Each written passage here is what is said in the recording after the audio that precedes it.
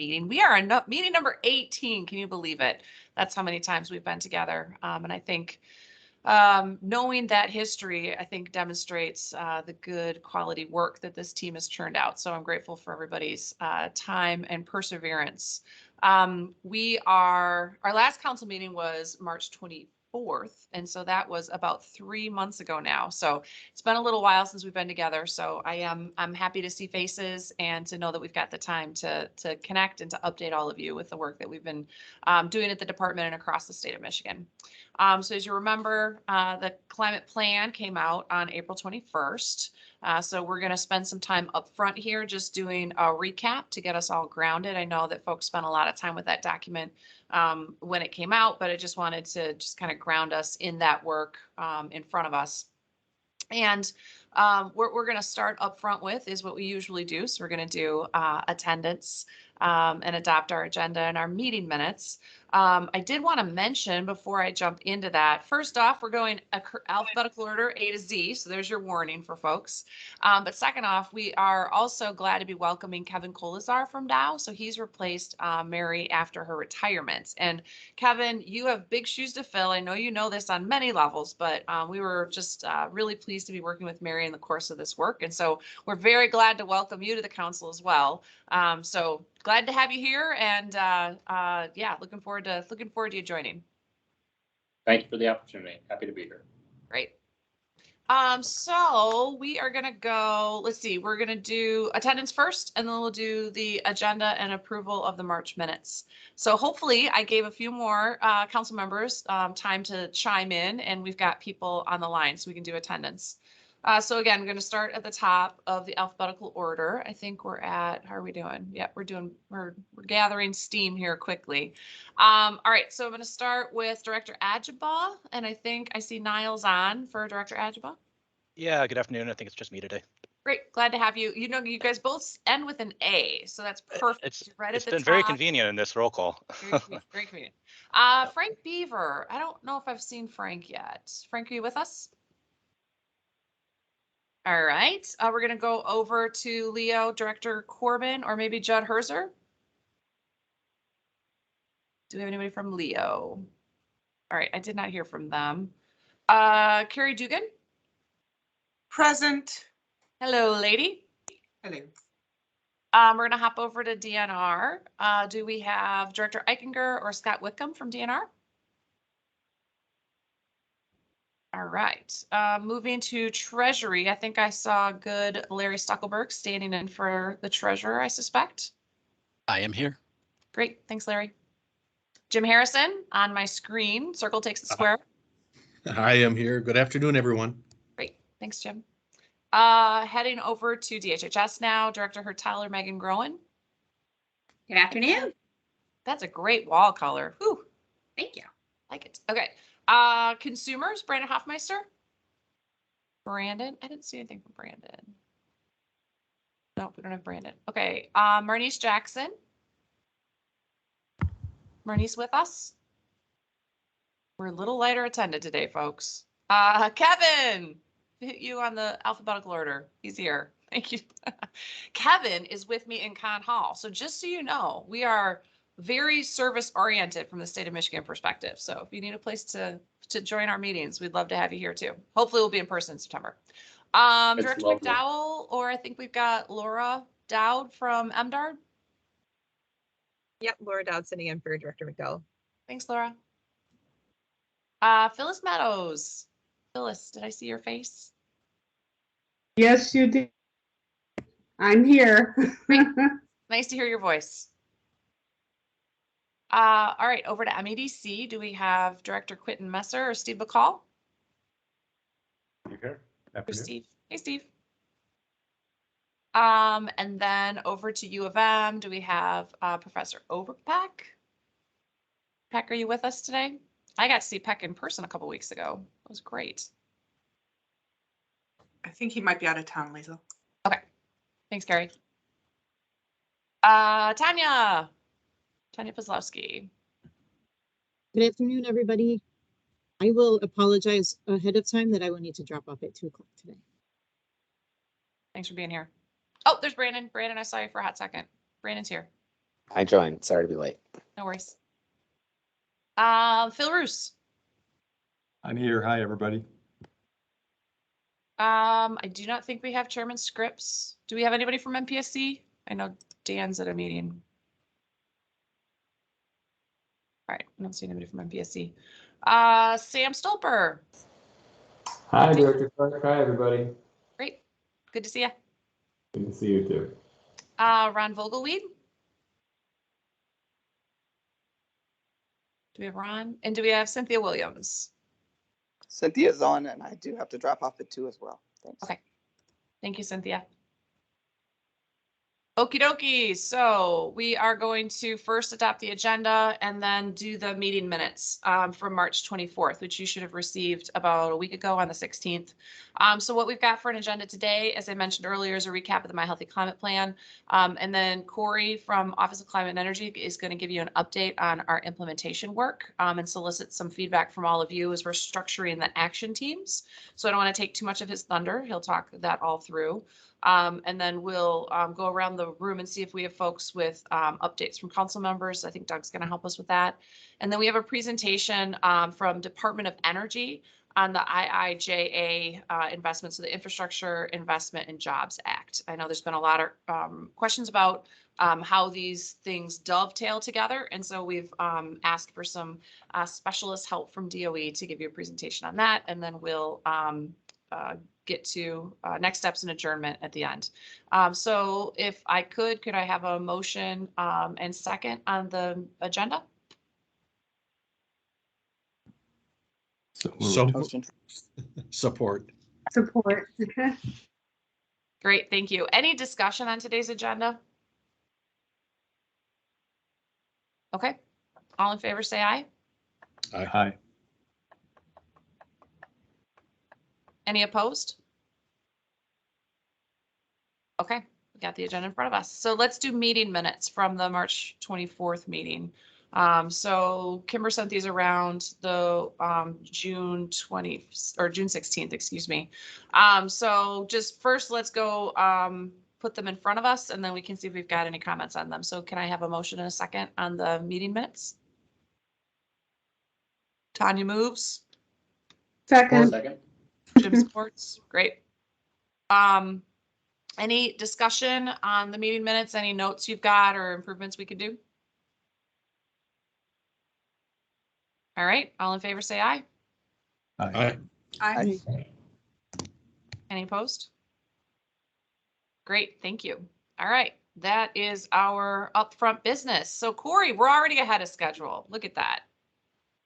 If you're comfortable and ready to go, although, you know, we're 7 minutes ahead, we'll see if we can make up some time. I'd like to hand it over to Corey Connolly, who's the head of Office of Climate and Energy. You all have met him a couple of times to do an overview, recap of the plan, and then talk through our implementation updates. But Corey, with that, floor is yours. Great. Thanks, Liesl, and hey, everyone. I will try to find opportunities to pause for you all to ask questions and for Doug to do some facilitation of discussion throughout this, just so that you don't have to listen to me talk truly for like a full hour here. And so that I can take a break for myself. But I'm going to go ahead and share my screen. And as Liesl said, I'll do a quick overview of the climate plan. It's the first time we've met since the plan was released. So going over what made it into the final version. I know we talked a lot about, you know, through the revision process, and then we'll give a bit of an update on some of the stuff that we've been up to since the release of the plan, and then talk through what we want to do moving forward when it comes to implementation. And really keen on having some discussion with you all about some of the ways in which the council can really be helping drive this forward, because I think the general message we've had throughout is that, and as I've dug into the plan, you know, we have 50 commitments, suggestions, or strong encouragements in there around policy priorities. And if you think about the amount of work that needs to be done and the pace that we need to do it, we need everybody involved. And so we're going to talk through some of the work we are doing, but we're hopeful that everybody will be thinking about ways to help drive this forward. So that's a little bit of framing up front. And I'm going to go ahead and share my screen.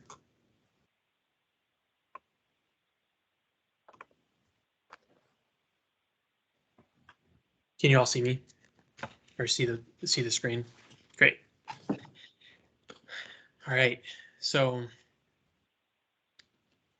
as a recap, I don't think you all need this recap, but I've been giving this and it's a good ground setting. So the goals of the plan: reduce greenhouse gas emissions and reach carbon neutrality by 2050, maintain net negative GHG emissions thereafter, and then address environmental injustices related to climate. That is both a part of these are the driving factors for the plan and also of the work of the Office of Climate and Energy. And we try to integrate all those throughout. So we talked a lot here about the framing and the context in which climate action is necessary in Michigan and what the potential benefits are. These are a few. In the plan, we ended up really focusing on 4 things. We focused on righting environmental injustices, improving health outcomes, and economic opportunity and jobs and the opportunity there. And then the 4th one is probably the most obvious when thinking about a climate plan, but it's the actual impacts that Michigan will face. And that's this particular slide here. We worked hard to incorporate throughout the idea that and the reality that climate change is happening in Michigan currently and has the potential to exacerbate existing injustices and create challenges for Michigan, but also has the opportunity to give us windows into solving a bunch of challenges if we pursue the right paths. So the plan is broken into 6 action areas. The most notable addition here in the draft plan, if you all will recall, we had 5 sections based on emissions category. We added a full section on environmental justice, but the 6 sections are commit to environmental justice, clean energy production and cleaning the electric grid, electrifying vehicles and enhancing public transit, repairing and decarbonizing homes and businesses, driving clean energy jobs and innovation, and protecting Michigan's lands and water. So those are the 6 categories, and then the plan is broken out into high-level objectives in each of those categories, and then key actions in each of those categories. And I'm going to go through some of those here, though the plan goes into more detail. In terms of just a few notes before diving into the sections, from a strategic approach for the plan, we prioritize near-term actions. So what can we do now, from now to 2030, near and medium-term actions now to 2030 to really get us on the pathway for carbon neutrality by 2050. So I've had this discussion with lots of folks. If you're to model the actions in the plan, we are going to get right close or right at 52% reductions by 2030. If you start modeling years out based on the policy commitments in the plan, it isn't capable of being modeled, basically. So it doesn't mean that we're not on a trajectory, actually, but we prioritize the 2030 timeline for actions, because if we don't get on track by 2030, then it's going to be nearly impossible in a lot of scenarios to make up that ground. Then the 3 key sectors for near-term decarbonization: electricity, mobility, buildings, with electricity carrying the heavy load, and driving innovation in industry and natural working lands. So seeing those 2 categories as areas where we need to work and put in efforts to support long-term action. But in the near term, it's the electricity sector, cleaning the electric grid, disproportionate to the emissions reductions we need in the other sectors, as you'll see, and then transitioning mobility to electrification, then driving efficiency in the built environment and electrification where it makes economic sense. Then on justice, I mentioned we added an entire section on justice, and then we tried to incorporate justice related priorities in each of the categories. And you'll see those pulled out throughout. And then this last point is the one I already made, but implementation requires everyone. So we're and in some cases is best suited for non-governmental action. And so the plan is meant to figure out how do we get there, but it's not simply what does state government have to do? It's what we all have to do to get to economy-wide emissions reductions. So going through the sections, the commitment to environmental justice and a just transition, I'll just hit these three top line pieces, though there are more in the plan. The first one's ensuring at least 40% of state funding for climate-related and water infrastructure initiatives benefit Michigan's disadvantaged communities in line with federal funding, but this also includes looking at relevant Michigan-related funding opportunities to think that through as well. Develop those Justice 40 guidelines in partnership with leaders in disadvantaged communities. So there's a pretty big framing on the justice related front around both beneficial policy outcomes and process related outcomes. And we tried to incorporate both of those so that those look like the same thing, but they're actually one is a policy, one is a process related commitment. And then emphasize a just transition for all workers through proactive engagement, job training, workforce development, and particularly for minority owned and women owned businesses. And so we had that included as well. And then just transition also in the transition of our away from our coal fleet and toward cleaner renewable sources. So that is the environmental justice section and just transition section of the plan. And there's a lot more in there and a lot more framing that hopefully folks have had a chance to dig into. So on the clean energy, cleaning the electric grid, this is the basic current mix. I just think it's valuable for folks to be able to see that right before I say how much we're needing to get to hit our targets by 2030. So clean the electric grid, here are 5 actions. There are more than this in the plan, and these are elaborated on in the plan. But the first one is generate 60% of the state's electricity from renewable resources by 2030. So that is we had 50% renewables via renewable energy standard in the original plan. This one is a higher percentage, but more flexibility on how to get there. So it would open up other opportunities around, increased use of voluntary green pricing programs and potentially rooftop solar and other items or other strategies, so to speak. The second is retire all coal-fired power plants in the state by 2030. That is an accelerated timeline. These first two are the two that if we don't make these two commitments, or if we didn't make these adjustments from the draft plan to this one, it was really, really difficult for us to find a way to reach our 2030 timeline and the 52% emissions reductions. It's just hard to imagine where else we were going to get them. The third one is again this integrating justice throughout to limit energy burden from powering and heating homes to not more than 6% of annual income for low-income households. That is, I think folks are familiar with the concept of energy burden, but the proportion of households' annual income spent on heating and electricity. And for a lot of low-income folks, that's closer to 20 to 25% at times. So 6% is still above the statewide average, but would bring that down. And we have a few recommendations on policy options and opportunities at the commission that could contribute to that. But a lot to be figured out in terms of how we meet that moving forward. Then assist clean energy developers and communities in adopting best practices on siting of renewables.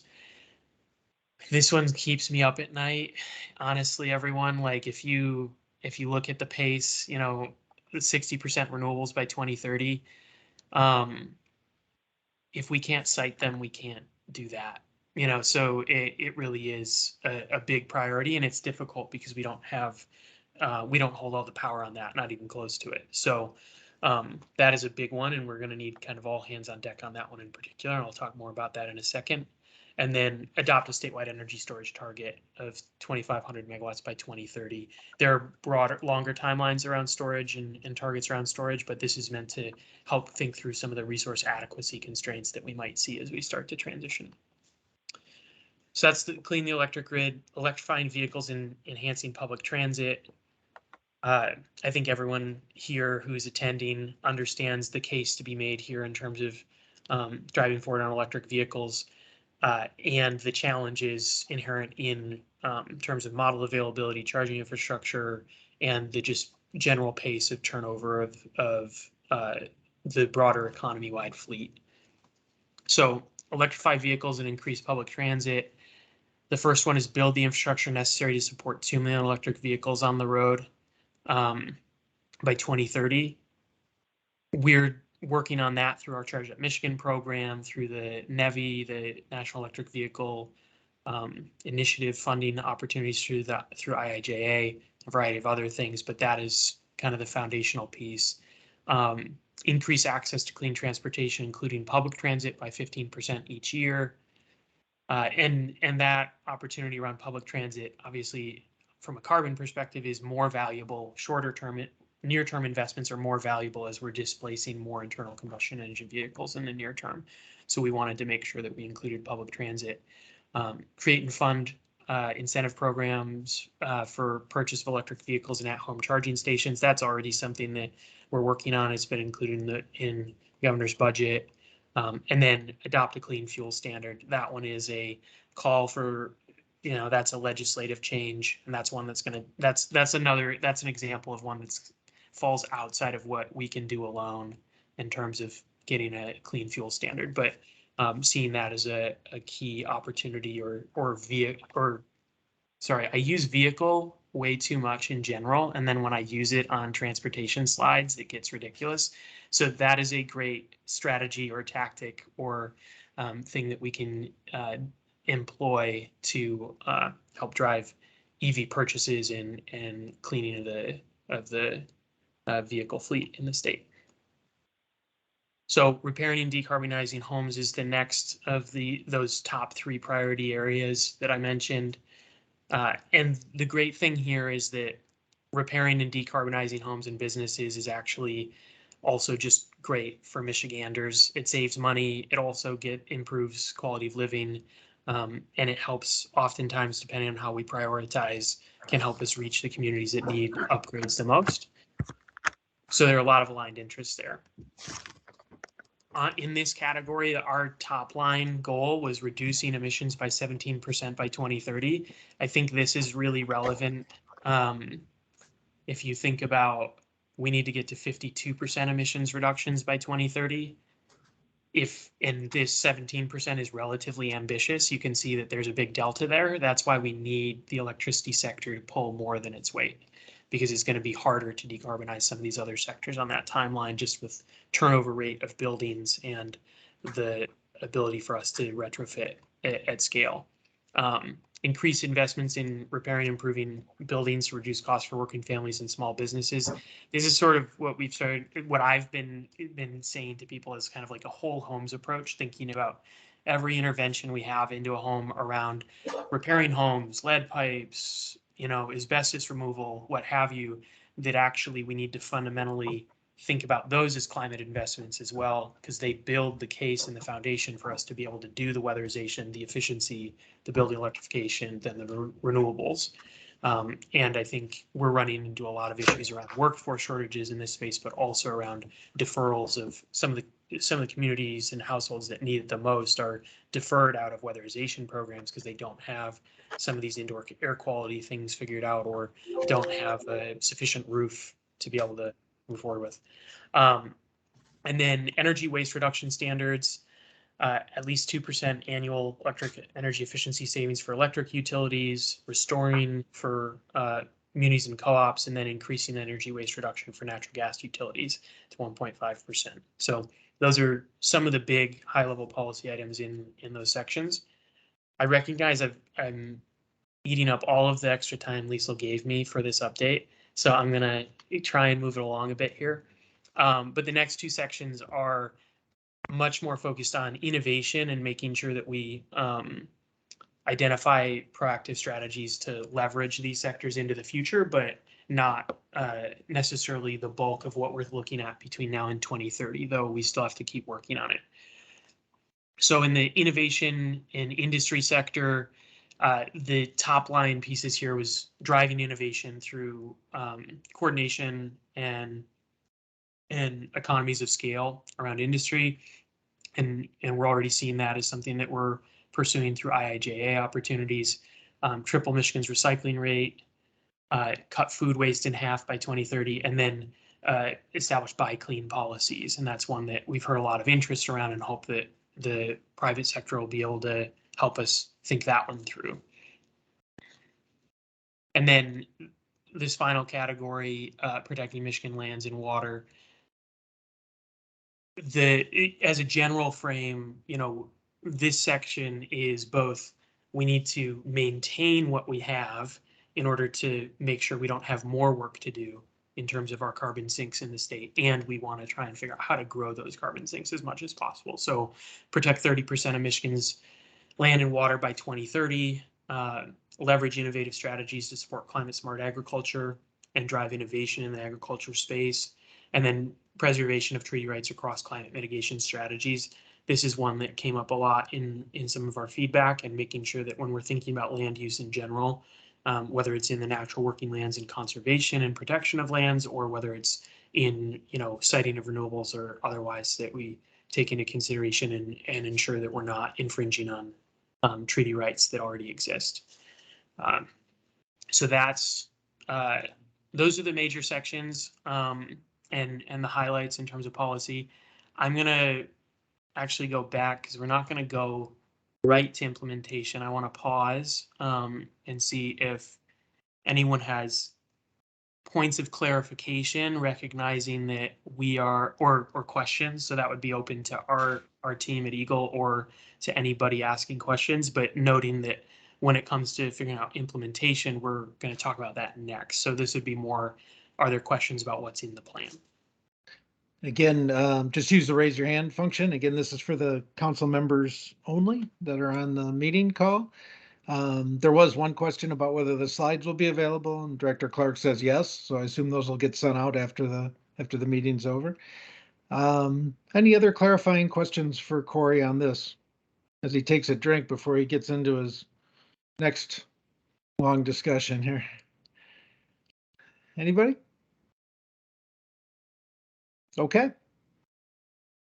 Want to move to implementation, Corey? And there are 3 different sections to this discussion, and we will take clarifying questions after each section. And I will let you know too that when first talk about when the first section is what's been going on within Michigan government since the release of the plan, I will ask at the end of that, in addition to any questions you have, for council member updates on things that you've been doing since the release of the plan as well. So just be ready for that when it comes around in a couple of minutes.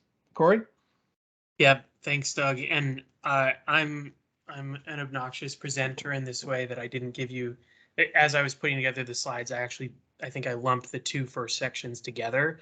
And so I'll denote that for you, but we'll have that same update process following those 2 sections. So they're 2 big sections on this one.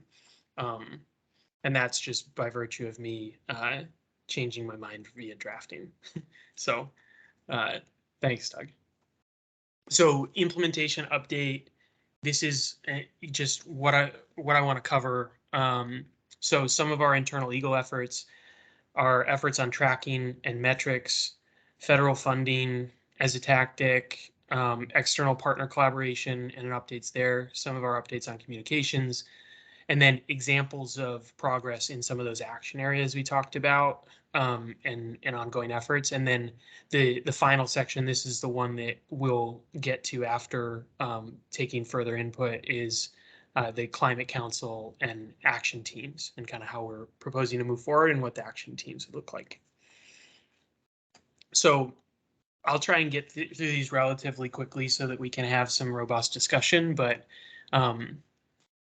I've said that before in my life, and it generally means I'm going to take a lot longer. So, false promises, I guess. But we completed, so thinking about the climate plan, like a lot of the work that our Office of Climate and Energy is doing is thinking about kind of what actual tools and resources do we all already have at our disposal. So I didn't include this on the slide, but I'll just take a quick step back and just say one of the biggest updates that we have is that the Office of Climate and Energy is basically staffed up, and we've onboarded folks, and we're and that's been really great. So we have Zach Richardson, who I think folks have met in the past, who's on our team as a climate action officer working with us. We have Sarah Hutchinson, who's our data science person. I'll mention a little bit more about the work that she's doing later. And then we have the great support from all over the department. James is still deeply engaged. Jamie's engaged. Director Clark's engaged. Working closely with Kara Cook in the governor's office. And then we have the GPI team that is instrumental to a lot of the work that we do. And we have two phenomenal interns on for the summer, Maggie Huss and Elena Davert. So we have quite a bit of more capacity right now out of the Office of Climate and Energy than we've had in the past. And we have really great support from folks from across the department as well that help us with comms and help us with scheduling and things of that nature. Kimber, most notably, who you all are very familiar with. So I just wanted to flag that as a foundational piece to this. And then mobilizing state government is, I mean, to me, that's one of our biggest tasks in terms of moving on climate. But I think the reality is that state government's already mobilized in a lot of ways, and it's getting everyone swimming in the same direction on the climate plan. So what we did, James and I and our team at the Office of Climate and Energy over the last month and a half, thanks to a ton of work by Kimber, met with the heads of every office and every division within Eagle and talked through what they're already doing on climate, which is a lot, and what they think they can do, or adjustments that might be able to be made to help implement the My Healthy Climate Plan moving forward. And then we asked each of them to give us a point of contact, and we'll be meeting with that group of folks, the kind of, for lack of a better term, it's not an official term, but like the climate liaison effectively from those offices on a monthly basis to talk through where they need support, where there's opportunities for collaboration, and talk through how we're actually integrating the implementation of the climate plan into our work. So that's an update. There is a lot of meetings. It was a lot of me talking and trying to do that presentation that I just gave you a lot faster because they were only 30-minute meetings. So the next category of progress is how we're tracking our progress. So we onboarded our data science officer. That's Sarah Hutchinson. I mentioned before, her primary activities are helping us develop a greenhouse gas inventory and help us track progress. And so we've come up with a work plan for her, but also she's developed out some preliminary options for us to move forward on the greenhouse gas inventory that have everything from her doing the entire thing to us like having, a team of people helping with it. And we're working through exactly what the right path forward is on that, but have made notable progress, and it's going to be a pretty big priority moving forward. And the metrics in particular are worth noting because that'll be foundational to our communications efforts, to tracking our progress writ large, to informing some of our other policy decision making more broadly, and to some of the content for the meetings coming up here with you all at the council. We'll be trying to bring those updates quarterly as much as we have that data available. So next category, as I laid out up front, federal funding. So we're grateful to we have GPI, Great Plains Institute, and Doug Scott and his team helping us with the council process. We've also, through a grant from the U.S. Climate Alliance, added them onto the team to help us get coordinated around chasing federal dollars when it comes to climate and making sure we're prioritizing climate as we go forward as a strategy for implementing the My Healthy Climate Plan. And so that is something that we're just getting spun up on, but we have that added capacity. And then our graduate intern, Maggie, who's outstanding, has been doing quite a bit of work tracking down information, developing internal process, and that's sort of those are a little bit bigger picture efforts when it comes to federal funding, and we're hopeful that we can leverage this funding and investment in time to not just have it be about identifying climate funding through IIJA, though that is the priority right now. We'd like it to be something that could be an ongoing effort to make sure that we're identifying any and all federal funding opportunities around climate, because there are actually a ton that come through all the time that are based in the Energy Policy Act or the Farm Bill or something else. So, and then just this is nowhere near exhaustive, this list of the opportunities that we're engaged in on federal funding, but this includes the state energy program, but I didn't put in energy efficiency conservation block grant program, the state energy programs, the materials management division and the state energy office are running and developing plans around. I didn't include weatherization that DHHS is working on and that we're supporting. But the NEVI, the National Electric Vehicle Initiative funding opportunity, which is foundational to our work on electric vehicles, hydrogen hubs, which is key for some of our strategies when thinking about industrial decarbonization in the medium term and long term. Some of the EV battery opportunities to make sure we're bringing home as many of those to the state as possible. Grid resilience and transmission, responding to RFIs and LOIs and such, and then actually forming real applications. So and that's just a little piece of it. I think what's the number, Lisa? It's like there's 73 programs out of DOE and 62 of them are new or something. I was going like to ask that. you if you were going to test people on the acronyms. The Oh, yeah. LOIs and yeah, it's a whole new language, folks. Yeah, and apologies for not writing some of these out. I tried to spell them out with my talking, but SEP would be the state energy program and the dollars that come through the formula funding, and the NEVI is the National Electric Vehicle Initiative funding. And the others I think are straightforward. I think at this point, if I should have been spelling out EV batteries, then I'm in trouble in terms of that. But anyway, so that's just an update there on some of the work we've been doing, and really grateful to have the GPI team to help add some resources and know that there's a lot of work to do there. So external partner collaboration, obviously we have the Climate Council where we're doing a lot of this work, but since the release of the plan, we've met with tons and tons of folks. In particular, we've met with the Michigan Advisory Council on Environmental Justice. So that's the first one there that I also didn't write out. So apologies for that. And we've developed an ongoing process for communication and coordination there, and are excited to have that be happening robustly moving forward.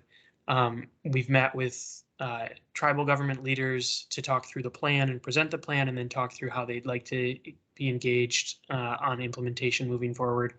Local governments through our Catalyst Communities program. Also, we've been engaged with them around implementation, how to support local governments on their contributions to implementing the climate plan. We've met with a variety of advocate groups, both coalitions and one-off meetings, variety of business groups, coalitions and one-off meetings, and then also met with a number of university stakeholders on the climate plan and how to move forward. And this is just an example list. I think if we went through, we could find somebody in every category that we've met with. So, and we're trying as much as possible where there are existing processes like the Eecbg to leverage those to not create redundancy where it's unnecessary, and try to make sure that we're engaging in a way that's consistent and isn't just based on who reaches out to us the most. So the next category of action is on communication. So I think folks may have seen, but we're trying to get out there and present and speak as much as possible. So we've been between Liesl, James, me, Jamie, Kara, we've been at events in Traverse City, Grand Rapids, Ann Arbor, Lansing, which I didn't include because it's just popping in my head. The EIBC conference was like 2 days after we released, or like 2 business days maybe. And then virtual events across the state with tons of different stakeholder groups and lots of presentations there. And then we're working with the communications team in the executive office to develop out a coordinated communications plan moving forward around My Healthy Climate Plan implementation. So that is underway, and we'll have more to report in terms of where we could use support and where we're going to be pushing on communications and such. Phyllis, that is an outstanding question, and it's funny. I left it off, but it's not devoid from our thinking. One of the things that GPI is actually helping us with, and we're having a meeting this Friday, is coordinating with the equivalent kind of teams and process around climate action in, I believe it's Wisconsin and Minnesota, Doug, that we're meeting with, and trying to see if there are some shared objectives that we could then convene some philanthropic stakeholders and talk about where there are opportunities for to drive climate action in the Midwest. And we're hopeful, I'm hopeful that we can, that is successful enough that we could have something equivalent of like a funders briefing on a regular basis and try and pull in, but obviously the funders here in Michigan, I don't necessarily want to say, oh, go fund other states, but I would like to figure out how we pull in national funders to be funding the entire Midwest. And I think that way it could be a really, that's one of the ways that we're hoping to do that moving forward.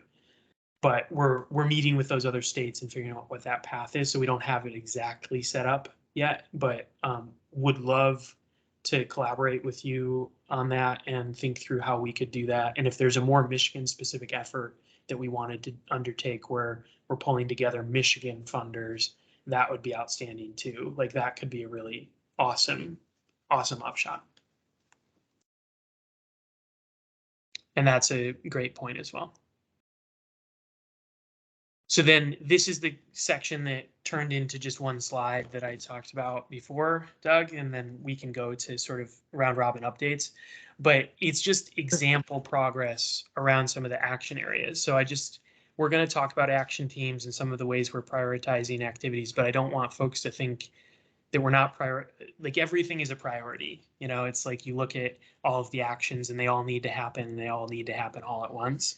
And so we are actively working on kind of everything as much as we can, but we've identified some action items that we want to talk to you about in a second. But on justice, since the release of the plan, we've been meeting with the Eecbg and thinking about how we prioritize Justice 40 in all of our efforts.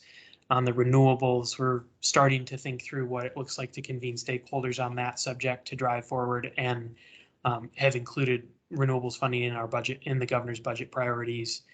The National Electric Vehicle Funding Initiative, I finally spelled it out, only like 30 slides in, is a big priority on the electric vehicle front, and EVs are included in our budget asks. The coordinating of weatherization and home repairs is something we've had lots of conversations around with MDHHS and others, and there's a wider variety of activity on that, and then building codes process is underway, and we're following, and I think we're having a meeting on that in the next couple of weeks. It's internal, but it is helping make sure we're moving forward there, which was included in the climate plan. On industry, like I said, we're following lots and lots of industry opportunities. Hydrogen hubs is just one that is really a lot of traction. It's $8 billion. And it's competitive. And I was on one with Liesl and Doug earlier with multiple states, and I've got at least 2 more hydrogen calls this week. And that's a pretty standard week on hydrogen. So lest people think that we're not doing anything on the industrial decarbonization front, we were pretty engaged on that. And then 30 by 30, Department of Natural Resources is working through an implementation plan to get there and is taking action already. And then we've got, again, included in budget priorities, a variety of funding efforts that would help support that. So, and I know, I just can't emphasize this enough. We're doing so much more than this. These are just a handful of things that that I have particular insight into today at this moment, but having gone through the meetings that I talked about with just within Eagle, the amount of stuff we're doing on climate and across the climate plan that's either explicitly included or isn't explicitly included in the climate plan but contributes to it is really incredible. And I think we actually have the ability to do a ton of the work in the climate plan there. And so I just want to emphasize that there's a lot going on. And this is just some examples of some of the activities that have taken place since the release of the climate plan in these various areas. So with that, I will hand it to Doug for sort of to facilitate any updates from council members. And I'll just say, I'd really appreciate it so that I can get a little bit more of my homemade lemonade here and stop talking for a little bit. If folks really would chime in, because we really would appreciate to hear just how you all are thinking about the My Healthy Climate Plan, how it's maybe influenced your work moving forward, et cetera. But I'll hand it to Doug after my plea. Thanks, Corey. So let's do a couple things, and Corey just kind of laid them out for you. One, let's hear from you about from council members about things that you've done since the plan, or things that are going on in either in your business or in your entity that would advance the goals or the mission of the climate plan. And then also, after he's had a couple of sips, questions for Corey. So about what you've heard so far, and then he's going to get into a third section where he's going to talk about the council process moving forward, and we know that'll generate some discussion as well. So let me just toss it out like that. What have you been doing with your entity that either before or since the end of the plan that would help advance the mission of the plan, and then questions for Corey about anything that you've heard. Carrie, you get to go first. Thanks. Cool. Hi, everybody. I guess I could just mention, and Director Clark and Corey are pretty read into this, but one of the things I've been doing with Dean Overpeck down at University of Michigan is really thinking hard about the sort of capacity needs that the state might have in terms of implementing and supporting the Michigan Healthy Climate Plan. So we have been organizing ourselves inside the University of Michigan to be a more supportive partner to the state as we move forward in implementing the goals. So not much else to say other than I have very high level support, and Peck is leading the charge with his role of the School for Environment and Sustainability, which I think is important because that school has a overarching cross campus perspective. And so it's a really neat opportunity that all these things are kind of syncing up at the same time. So I'm pretty excited about that. Great. Are there particular areas that are focused, Carrie, or is it just kind of in general supporting the plan and trying to figure out what the right areas would be? It's a little walk, run, wait kind of thing, but Okay.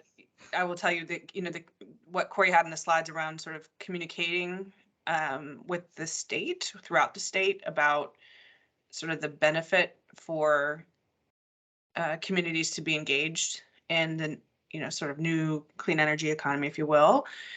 So communications and engagement would be one area. Another area, which those of you who know my background know that this is like my sweet spot, is sort of putting together little policy SWAT teams to work on really the stubborn stuff. And so you've got the number one public university in your backyard. Let's put them to work on that hard stuff. So working with the Environmental Justice Brain Trust and other issues that the director has and needs extra support in, that would be a secondary area. And then, just my goal is to make our great universities really useful at this moment. So those are the two big things that I think of. Great. Thanks, Carrie. Others? Either questions or comments for Corey, or some things that you've been doing since the plan got released? Anybody? Sam, you trying to use the raise a hand feature there, or do you put up your actual hand, so that counts. That's all right. I forgot where the hand raise function is on this, so and you saw me. Thanks, Corey, for that overview. First, what I've been doing since the plan was announced, well, I've been on paternity leave, so I've mostly been staring at my son.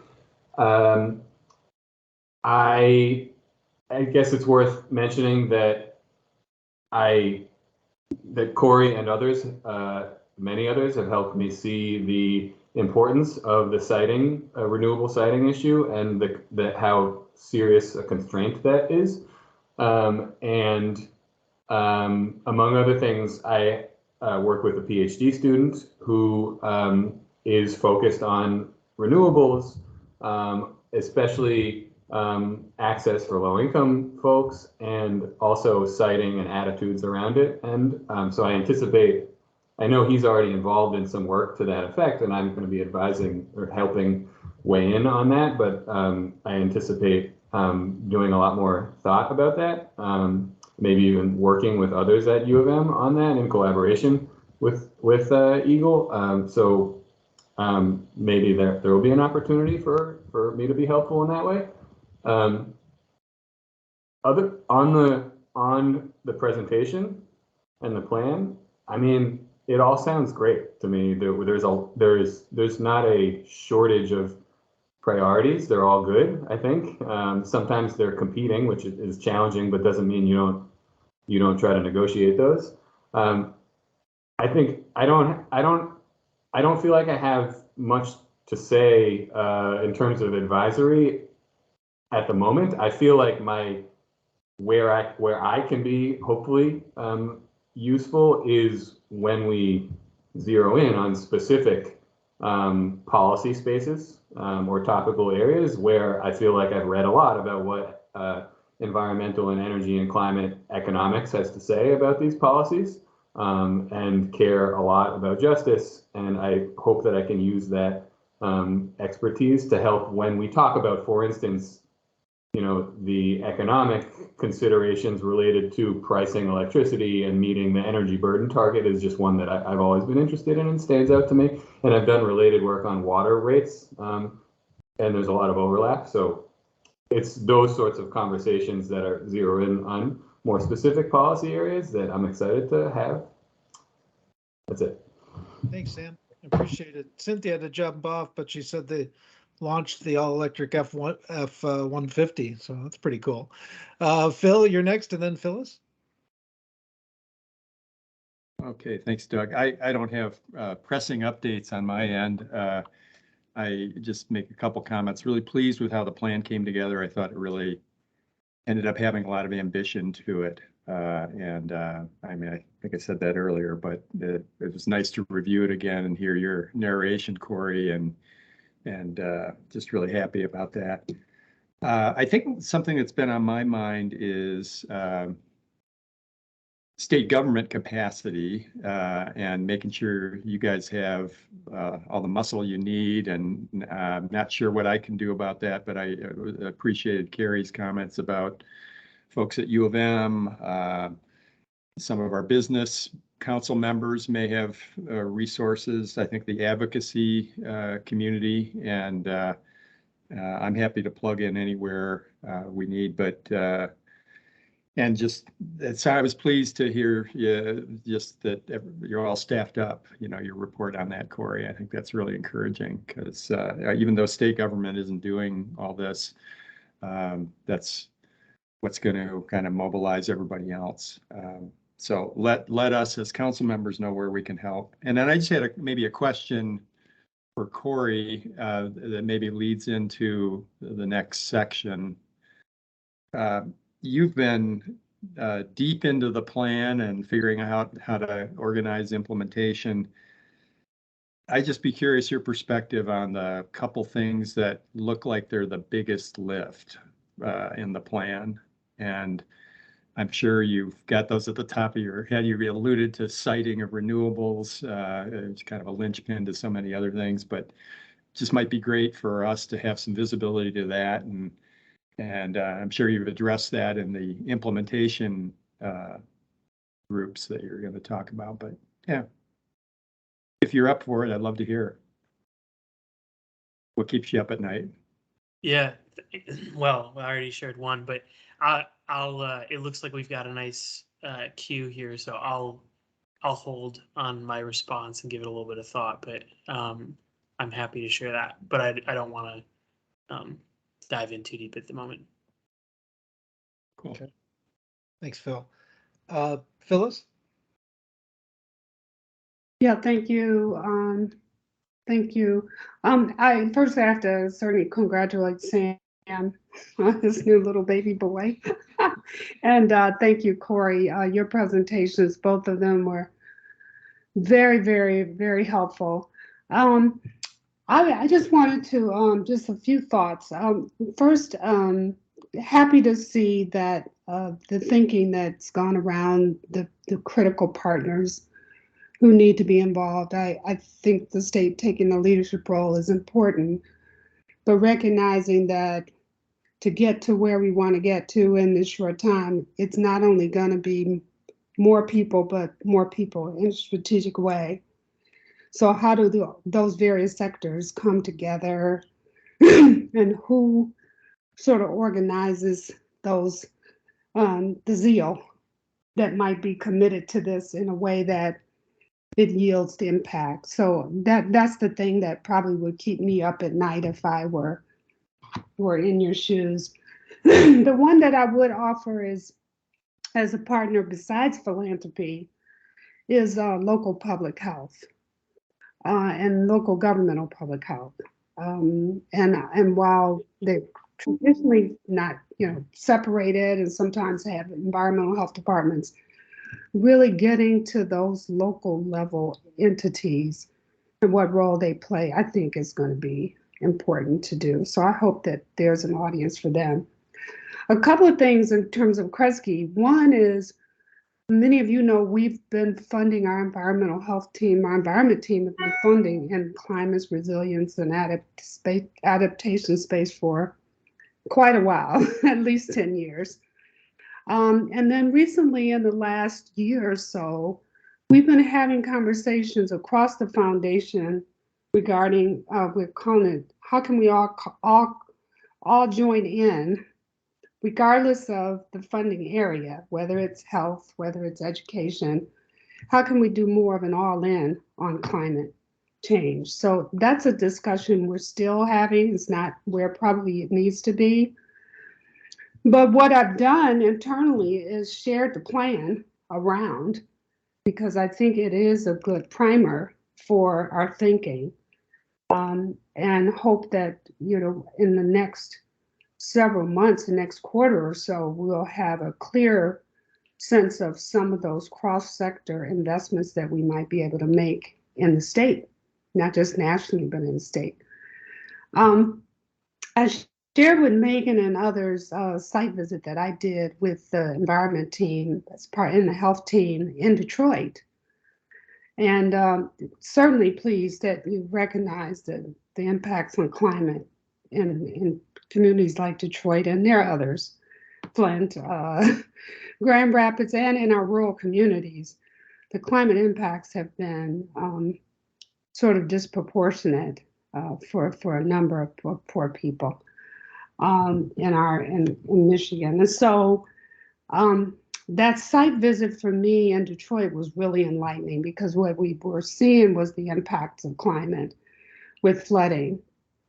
And one thing that the community reminded us of during that visit that I just want to put on the table is that, our goals are sort of ambitious, because 2030 is right around the corner, but the impacts of climate, people are kind of suffering with that today and now. And so there almost needs to be a ride the bike and fix it too. How do we make sure that we have this vision, this aspirational vision, but we recognize that there's some real work that needs to be done today, because communities are feeling the effects right now. And so I just want to make sure we find, if we can, the appropriate balance. And that may be where philanthropy comes in, where the state may have this sort of bigger, bold push, and then there may be some immediate things that our partners can do to help us manage what's happening right now. So I just wanted to share that, and just say I'm really happy that we've got the plan. I really was excited to see the council's reaction to it. And it was just gung ho with all the comments that they made. And I'll stop there because I could say more, especially about workforce and workforce shortages and getting up the manpower we need to do this work and how we go about that. I think is going to be critical to the goals, I think, of this plan. So I'll stop there. Thank Thanks, you. Phyllis. Thank you. Carrie, you put something in the chat, but you want to just highlight it real quick? Yeah, what Phil was saying earlier, and by the way, Phyllis, as I always say, what Phyllis said, underline it. And it was really good to see you the other day. But what Phil said jogged my memory, and I think this was shared with the state team, but something that a number of the council members are actually on is the Michigan Business Sustainability Roundtable run out of the University of Michigan, and they did put out a statement, and I linked it there.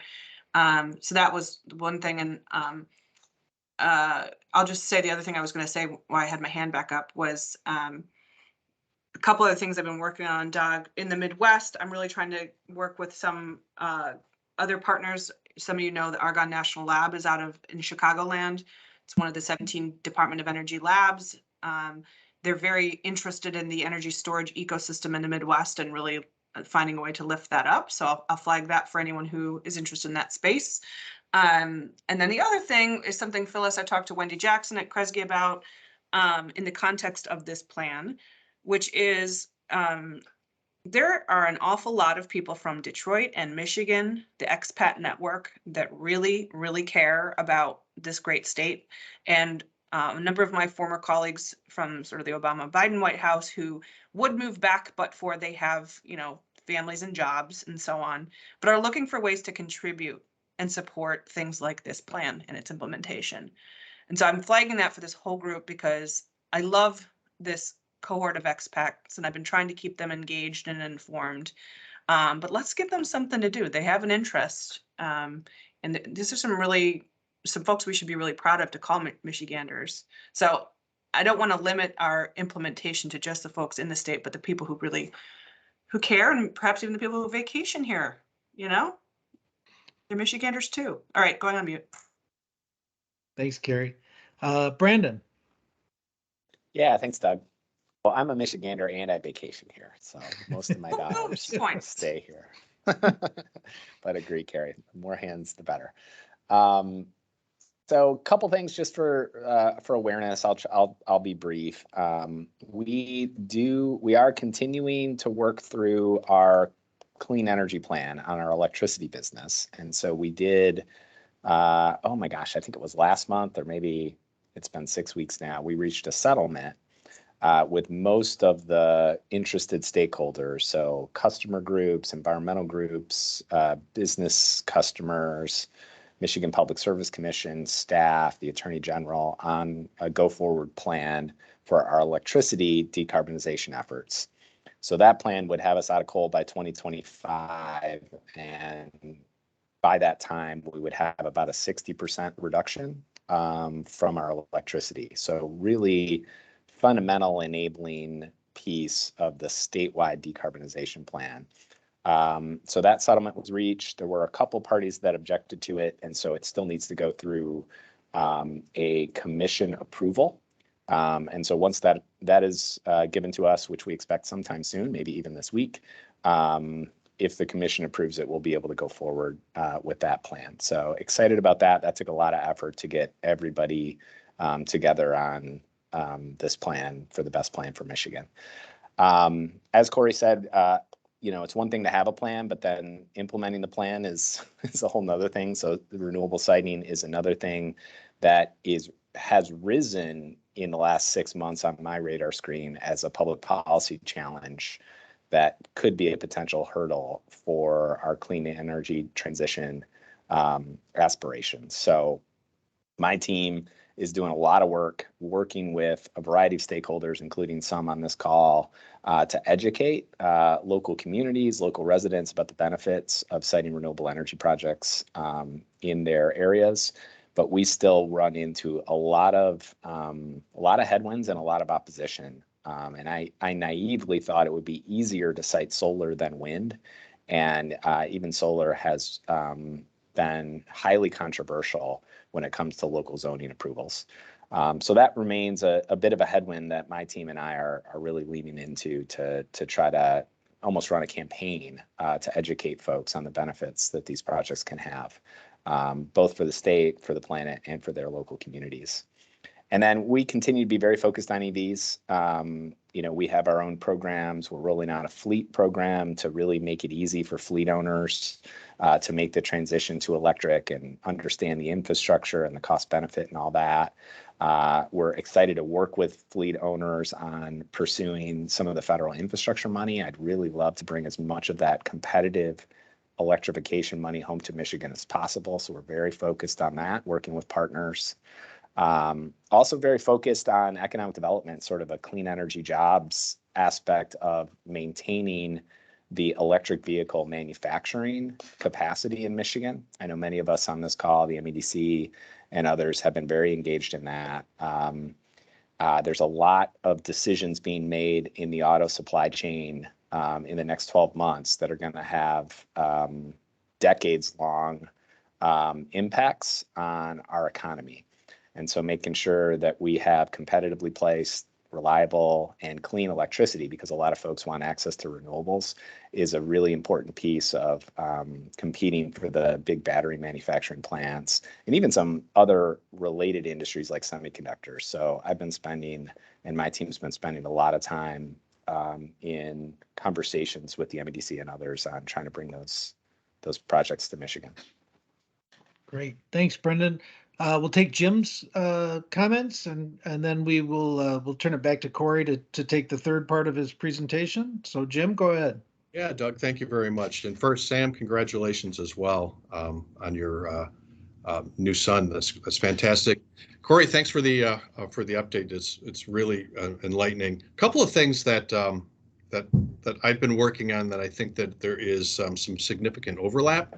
I'll start off with the hydrogen hubs. We've provided comments to the DOE on its RFI in relation to some of where those hubs might be deployed, how that might affect existing and new workforce skills. I think there's an opportunity, as you know, a number of areas in the country are lining up for the funding opportunities. So take that as an offer to assist. We know that this administration is looking for, I'll talk about the Biden-Harris administration, is looking for broad stakeholder support in application for these grants. And I think besides community support, but also labor support, happy to share our comments. I drafted comments for our national president to provide to the DOE. Those are public comments, so I'm happy to share those comments if they might be helpful for us here in Michigan and looking at that. In regard to keeping at hydrogen, been working with the National Climate Resource Center on advanced energy technologies, hydrogen, green hydrogen, blue hydrogen, the many colors of hydrogen, but primarily focused on green hydrogen and blue hydrogen, as well as non-battery advanced energy storage technologies, focusing on what kind of skill sets and workforce numbers are needed for both construction, supply chain, as well as O&M.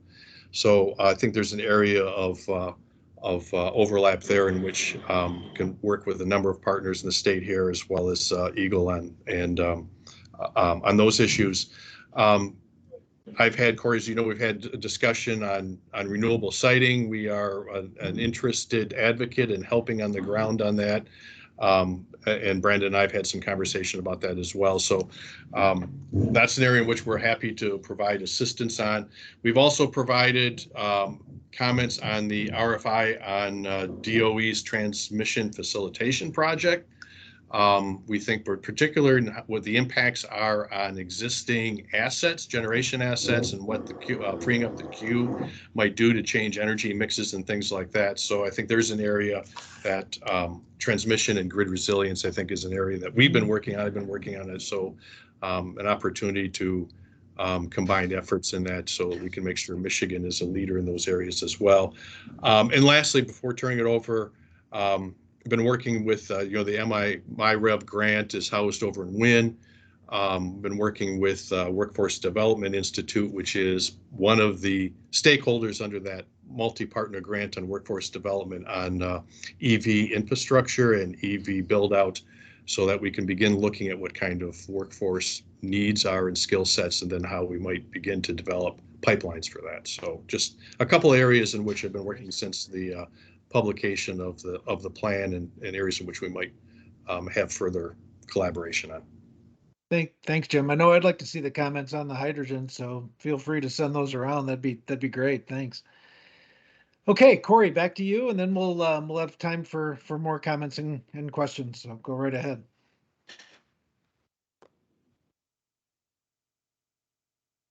All right. So I just have 2 slides left, and I'll try to get through them relatively quickly. And in the next slide, I'm going to answer Phil's question and respond to some of the stuff that was said as well. So I think you all can see this, though for some reason there's a additional, there we go. So moving forward with the Climate Council, we're looking at quarterly meetings as we had discussed. And obviously this one, there was a gap since our last one. And those meetings would function a lot like this one, where we'd give an update on the metrics and general progress, opportunities for collaboration, and then a conversation on a specific implementation topic, which is today we've asked Rose to join from DOE to share more about the IIJA funding opportunities.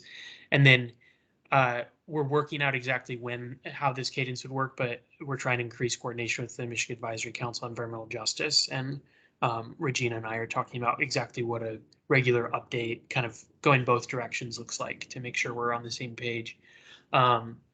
And that would be general subjects as well as updates on the action teams, which I'll talk about in a second.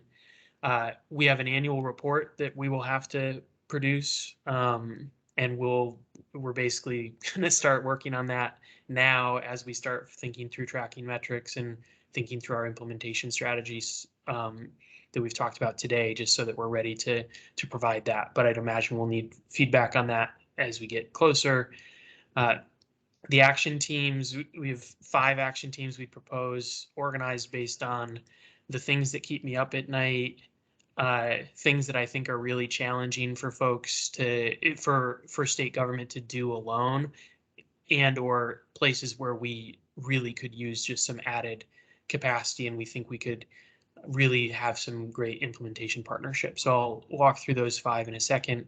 And then this point on non-governmental action, I'm hopeful that we can treat these convenings as an opportunity for you all to also think about the climate plan as something that it's an agenda we need to work on. And if folks here see something on there that they want to coordinate around or help drive forward and organize themselves or organize a subset of this, we want to be at the table for all of that. And we're trying to prioritize everything all at once. But some of these things are also better for non-governmental stakeholders anyway. Like some of these legislative coalitions, like really it needs to come from a whole variety of stakeholders to move them forward. There are a number of other items too, but think of the climate plan as something that, like, we've kind of shown our cards, like we want to do these things and we are looking for stakeholders to step up and help us do those things.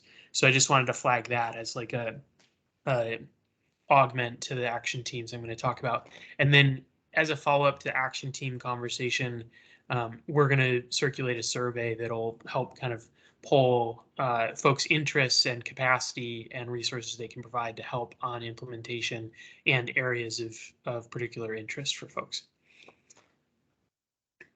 So the action teams that we are looking to stand up and are actually building off of a lot of existing efforts are these 5 here. So Justice 40, and making sure that we made that commitment in the climate plan, and we need to make sure that we are engaging on that on a regular basis.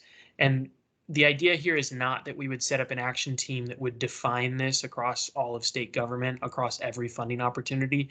That is a wild exercise and one that is proving challenging for every state everywhere, I think. This would be more we would want to gather input, resources, tools to help provide resources to folks making funding decisions across state government so that they have the best information to be able to make decisions that are based on justice related outcomes that are specific to Michigan. That would be the intention of this group. So it wouldn't be coming up with exactly what we're going to do in every case, but it would be bringing together information, resources, and working with Regina and the team at the Office of Environmental Justice Public Advocate, the Eecbg, and others to make sure that as we're implementing the climate plan, this is front and center. On citing of renewables, Phil, this is the thing that keeps me up at night. When you look at the numbers, is citing of renewables, and having talked to so many folks, Jim and Brandon and all the developers that I've worked with over the years and local government stakeholders, like this is a sticky problem to what Carrie was saying of like her specialty is like dedicated task force to deal with the issues that are unsolvable in some ways or whatever. This is one of those things. And I think what we're thinking about here is citing of renewables on greenfields, brownfields, and rooftops, and bringing together stakeholders and saying like, we're doubling down on this. Like we can't meet our goals if we don't. And so we need to come up with something, and we'll have more information on that. And Kara Cook, who's on, is really driving a lot of this and will be active in a lot of these conversations. And so we'll have more information on kind of what that could look like, but that's the topic that is certainly, I think if we had the solution, we'd have tried it already. So that's the topic that I think is the big one. Metrics and tracking. So we're working through the GHG inventory process. We've had a lot of folks offer up data and resources on this, and we'd like to, just the process of tracking it in its own right is going to be powerful because it'll help us transform just our ongoing operations as a state, but also encourage stakeholders to track it themselves. So that is one that Sarah Hutchinson from our team, this is her full-time job, is helping make sure we're tracking progress, and the GHG inventory is first on the list. Federal funding around IIJA, I talked about it before. We've got Doug and the GPI team on to help us coordinate on this. But what we're thinking here is effectively a technical assistance and capacity resource bank of folks that would meet on a regular basis that have the ability to support. We've already have 2 or 3 groups that have reached out with pro bono support to help write LOIs or to coordinate stakeholders and pull together private sector actors and such. So that would be another one. And I know we've gotten a lot of interest from a lot of folks on how to support on IIJA.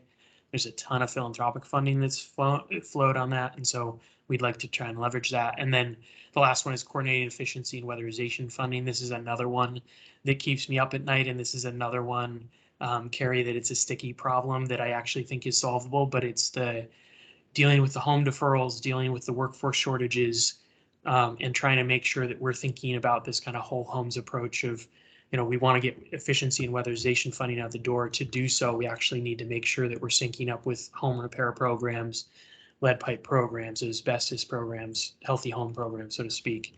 And I think it's something that there's a ton of activity around it. And with the increased weatherization funding coming, they're pretty high stakes in terms of us getting the dollars, being able to actually spend the dollars and get it out the door. And so that would be another one that, again, we don't know what the exact solution is, but trying to pull folks together to coordinate resources and try and come up with one. So those would be the 5. And I'll stop. That's the end of the presentation. I'll stop the screen share. And we do have Rose joining in 5 minutes to present. So I know we didn't leave a lot of time, but that's hopefully what the survey can be for. And I actually really appreciate all of your updates. So I didn't want to cut those short. And Corey, I'm going to just jump in for a second and say, I want to underscore a comment Corey made, 15 minutes ago, where he articulated, 2 comments. One was he gave me hives when he said, that's why we're prioritizing everything, because as everyone knows, when everything's on the plate, nothing's really on the plate. But it has been a little bit exhausting to try to figure out how to find that balance. But the other thing I wanted to underscore with those action teams that we're thinking about, obviously interested in your feedback, we'll be doing that survey work, is that does not mean that there aren't other things that you all or, entities that you work with can pick up, and we absolutely want to be at the table. So, for example, from our perspective is the buy clean approach, where there's been a lot of interest. And so we are really interested in being part of that and helping that move forward. We just don't see that from a state of Michigan perspective as us in the best seat to be the lead there. So know that just because we've outlined these, that doesn't mean that, anything else would be off the table. It just means that, we'd love to play more of a supporting role in some of those categories, but also interested in your feedback on this list. And that's what the survey will be for, so that we can make sure that we're really prioritizing with the fullest information. Is that fair, Corey? Absolutely. I think that's, yeah. And yeah, I think that's perfect.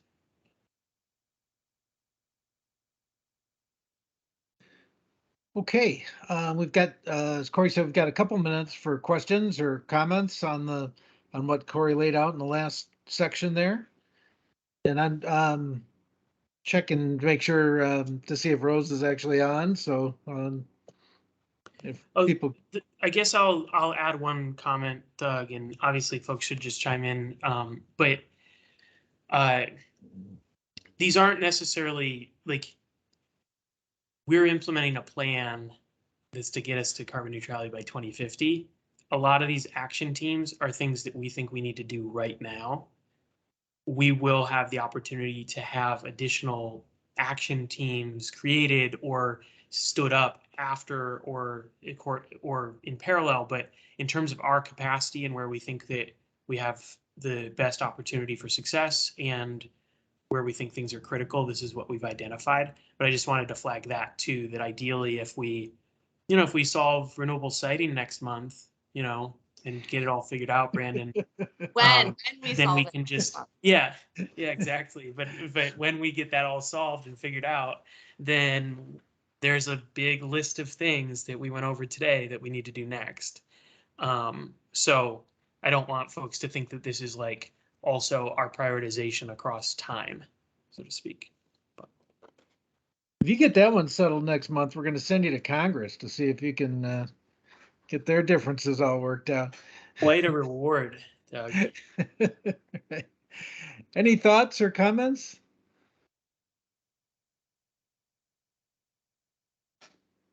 Carrie. Just because no one else raised their hand. That's okay. Awesome job, Corey, as per usual. I'm thrilled to hear the bit on the housing because in my work life and in my other public board life, this is a kitchen table issue, and how our work as a council, your work as a state government can really impact people where it hits them hardest. So I just would like to say I'm available and would love to support on that one in particular. I think we've got some great folks in the state that have specific expertise, but whether or not everyone's aligned, including the funders, is a question mark still. But I would love Michigan to figure this out and be a model for the country. So that's what keeps me up at night. Great, thanks, Karen. Anybody else?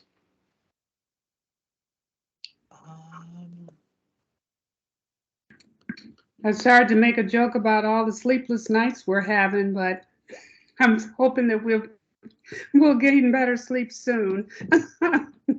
Hopefully just Sam with his newborn. Yeah, that's right. At the That's very right. least, yeah.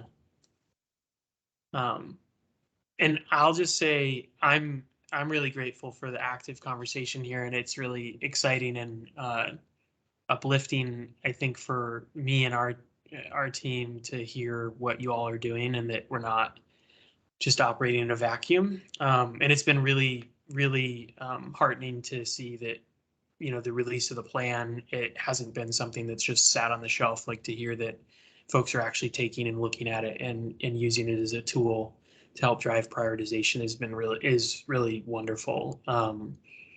And in particular, some of the stuff Phyllis was sharing was really exciting to me, just in terms of that being something that's helping drive some internal process, and hopeful to follow up on that. But just wanted to mention that to everyone, that this is really, it's great to have everyone on the team. So I'm not seeing Rose on the list.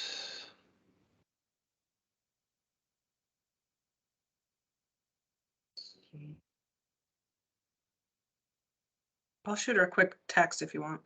That'd be great. Thank you. Yeah, that'd be outstanding. She did say that she confirmed multiple times today, so I think but she's at a conference, so she might just be running a few minutes late. I saw her speak yesterday in Chicago at a conference. So Niles, do you want to jump in here? Well, I just wanted to offer, I could give a 2-minute plug on the NEVI plan that Corey Please. mentioned a few Thank you. times. Yeah, That'd be okay. great. Yep, I'll pull up a quick little presentation. Great. Yep, I think. Nope, sorry.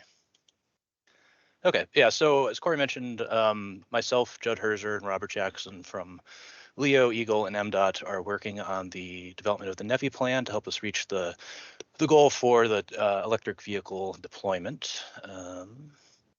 Sorry, try to share the screen again. Keep sharing the wrong one. Feel free to interrupt me when Rose joins. I don't know why I'm sharing the wrong thing, but okay. So the goals of this plan are to build a stronger straight economy and workforce through safer, more equitable, environmental conscious transportation for all Michigan residents, reduce vehicle emissions, improve air quality, deliver the NEVI charging infrastructure program, and leverage ongoing utility vehicle pilots and programs. We're at a stage where we're really looking forward to getting stakeholder input from your member organizations and everybody, so please feel free to reach out to me. I'll put my email in the chat, and if you want to have a conversation about NEVI, please let me know. And I see that our guest has joined us, so I'll stop. Great. Thanks, Niles. Director or Corey, I'm not sure who was going to introduce Rose, but we'll I turn it get the back to you. honors. Very good. Awesome. Well, thank you. So I'm thrilled to be introducing to you Rose Dottie, who is with DOE. She is Congressional and Intergovernmental Affairs for Department of Energy, but she is near and dear to our heart, coming out of Congresswoman Lawrence's office, as well as a lengthy resume that I will not read to everybody here today, but I just wanted to say, Rose, how grateful we are that you've joined us. And speaking to our Council on Climate Solutions, this has been an incredible group that's given lots of important input into Michigan's My Healthy Climate Plan that, as you know, rolled out just a few months ago. So we're really, really pleased that you've joined us, and we know that you had a busy calendar. Lots of people are giving us Rose sightings. So thanks for taking the time to be with us here today, and I'm happy to turn the floor over to you. All right, thank you so much. And then I see Brandon, who we're at a conference here together in Chicago. So the time difference kind of threw me off. I apologize for being a little late. So can I just go ahead and share my screen and get started?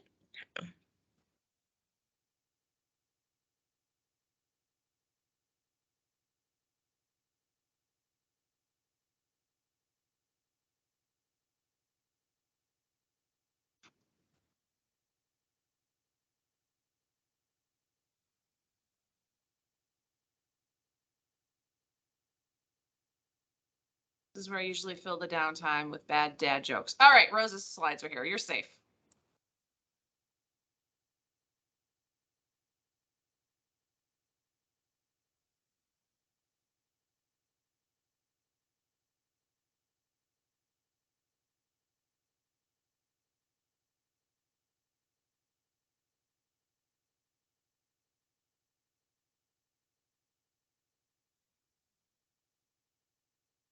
All right, I'm going to torture you. How do you catch an elephant? Anybody? Lay in the grass and make it sound like a peanut. I like that one. Wah, wah. That was cute. Thank you. Thank you. My grandpa raised me on puns. I've got more, but I'm really hoping the slides work.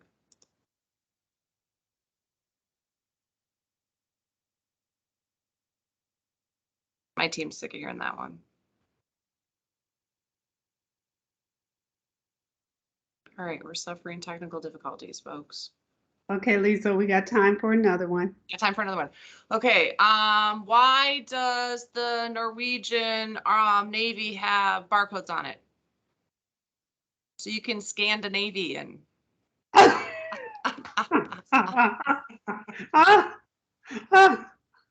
You're lucky I'm not torturing you with the Star Wars dad jokes. Those are the popular ones at my house, so.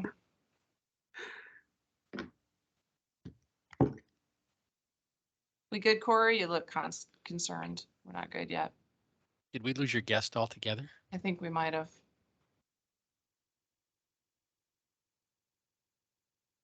Sorry, that's just my reading the screen face. We just got an email. Oh, She's okay. rejoining. Yeah. Kimber says she's coming back. Sorry, everybody. Thanks for your patience.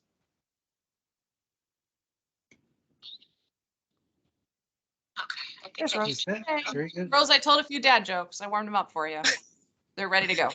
Sorry. Okay, so course. Kimber Yeah. is going to share my slides. So I think I was trying to do too much there.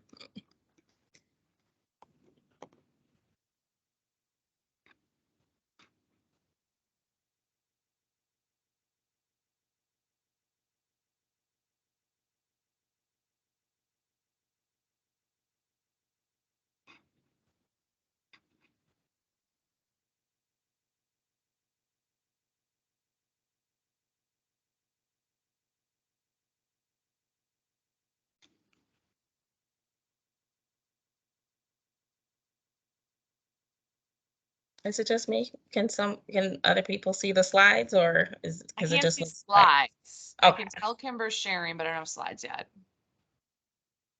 I'm sure they'll pop up in And a we second. just love Teams. I know, right? I mean, it's just like each of the technologies have their own proclivities, right? Like they Yes. all have issues and they all have things that work really smoothly. If you want to just talk too, that would be fine with us, Rose. Okay, sure. I'll just go ahead and start talking. Okay, so thank you so much for having me here today. So I'm going to talk about the bipartisan infrastructure deal and the investments that Congress has charged the U.S. Department of Energy with delivering for the American people. So the Infrastructure Investment Jobs Act is the biggest climate investment in the history of our nation, $500 billion. For everyone here at the DOE, the magnitude of this historic investment, $62 billion, represents the largest single change in our agency since our founding in 1977. This investment will provide millions in workforce development to provide opportunities for workers in the electric grid, clean energy buildings, and the industrial sector to access training and cutting-edge technologies that will spur their careers for years to come. As you have no doubt heard Secretary Granholm say, we view DOE as America's solutions department. So we are shifting from a focus on place-neutral technology to being a people and place-based solutions agency. DOE has done an organizational alignment that has also been historic, that is structured to effectively implement these clean energy investments. The new structure establishes two undersecretaries, one that is focused on clean energy innovation and the other focused on deploying clean infrastructure. This will support DOE's ongoing work to achieve carbon-free electricity in this country by 2035 and a net zero economy by 2050. This strategic effort will seamlessly align DOE's offices to deliver the nation's equitable clean energy transition, create new good-paying jobs for American families, and provide affordable and reliable energy and fight climate change. It will also strengthen partnerships with states, communities, and industry to streamline this deployment, enhance domestic manufacturing, and shore up our supply chain. This means partnering with local leaders to understand the specific challenges and opportunities in each of your respective communities. It means engaging with local stakeholders like all of you as active participants in program development and implementation. DOE is proud to join state and local governments in supporting to significantly improve resilience, financial and environmental outcomes through these investments in efficiency, energy, storage, as well as other cross-cutting initiatives. One of those initiatives is the idea of regional specialists, of which I am. This is an innovative idea directly from Secretary Granholm, who is, as a former governor, wants to strengthen DOE's commitment to provide states, cities, communities, community-based organizations, and others with a direct connection to the department and vice versa. I am figuratively and literally your boots on the ground. So I am here to collaborate, convene, and connect. We are broken into 10 different regions across the country, and I cover the Midwest states. Please do not hesitate to reach out to me with your questions, concerns, or even a simple hello to share what's going on in your communities. This law helps the DOE increase clean energy and energy efficiency nationwide with over $1 billion in grants to support clean energy programs in communities, cities, states, territories, and tribal nations. Oh, I thought that maybe we were sharing the, oh, there we go. So let's go ahead a little bit, a couple slides up.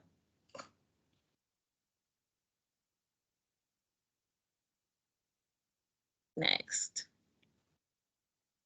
Okay, here we are. So this is the important part. This is what you really want to see. So to begin, the bill adds $3.5 billion to DOE's low-income weatherization program, which will more than double the impact of the current program. Local income families who currently pay as much as 30% of their income on energy costs will qualify to save money and ensure their homes are properly insulated and utilize energy efficiency technologies like the heat pump, which actually is a misnomer because that has always been an efficient cooling solution. Next slide. In addition to these investments, approximately $550 million is allotted to the Energy Efficiency and Conservation Block Grant Program, EECBG.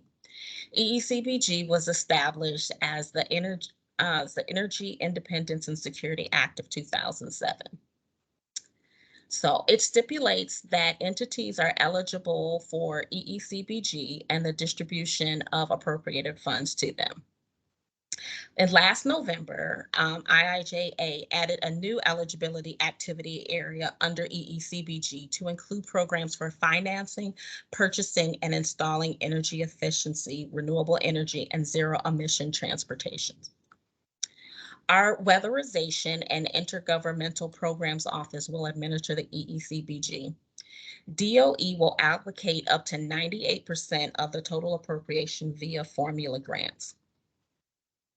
The remaining 2% will be distributed via competitive grants to units of local government that are not eligible for formula funding or consortium of local governments. Per the IIJA, funds will remain available until expended. Next slide.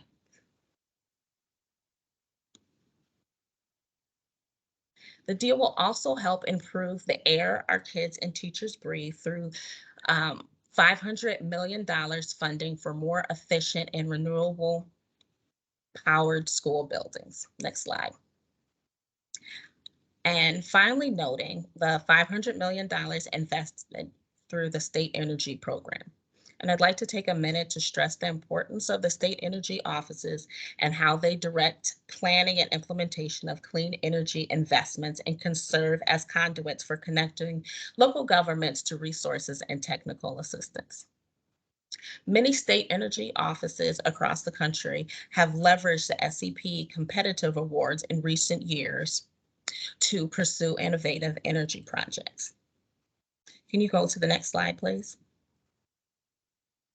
So here I have listed out some of the grants that are available under the Energy Efficiency and Renewable Energy, EERE. And I'm going to be, well, I already sent the slides in, so they'll be posted, be able to see that. So you'll have that information. And the next slide has that listed out too.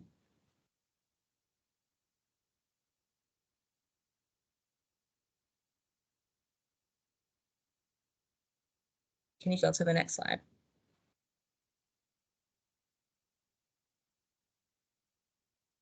The infrastructure law is expected to create millions of good-paying clean energy jobs, most of which won't require a college degree, that will be spread across every part of the country.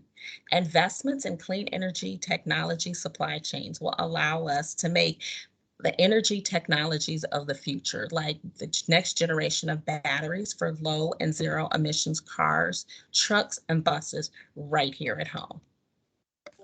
The law requires all construction workers on projects funded by the law to be paid at locally prevailing wages as determined by the Department of Labor. Next slide, please. They will also invest $11 billion in grants for states, tribes, and utilities to enhance the resilience of the electric infrastructure against disruptive events such as extreme weather and cyber attacks. It establishes a $2.5 billion transmission facilitation program for the DOE. And it backs a $3 billion expansion of the Smart Grid Investment Match Grant Program. And it allows $6 billion for the Civilian Nuclear Credit Program to prevent the premature retiring of existing zero carbon nuclear plants, as well as investing more than $700 million in existing hydropower facilities. And the next two slides list out funding opportunities under that. So you can click through those too.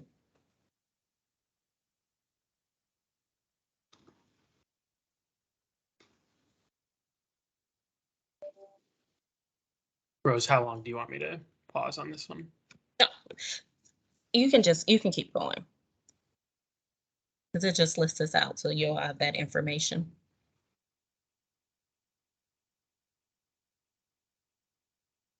Next slide. There we go. So the administration has $7.5 billion dedicated to the Joint Office of the Department of Transportation and the Department of Energy, which is to help states, cities, and communities across the country be able to deploy EV charging networks. The states have already begun developing their plans to submit to the Joint Office of Energy and Transportation, which are due on this August 1st. There's also $2.5 billion remaining in the discretionary grant program that will go to serve building up the EV charging infrastructure in rural and underserved communities, making these charging deserts a thing of the past. All right, so we also have open at this time the Federal Advisory Committee Working Group. Nominations are due for anyone that might be interested in that on July 15th. And I will I will put in the chat the email address where you can send any nominations that you might have, as well as a resume, biography, and any letters of support that you have. Next slide, please.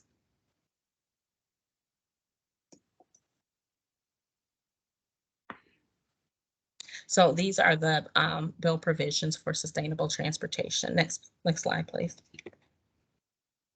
And finally, it may not be applicable, but it's important to note the serious investment in major demonstration projects.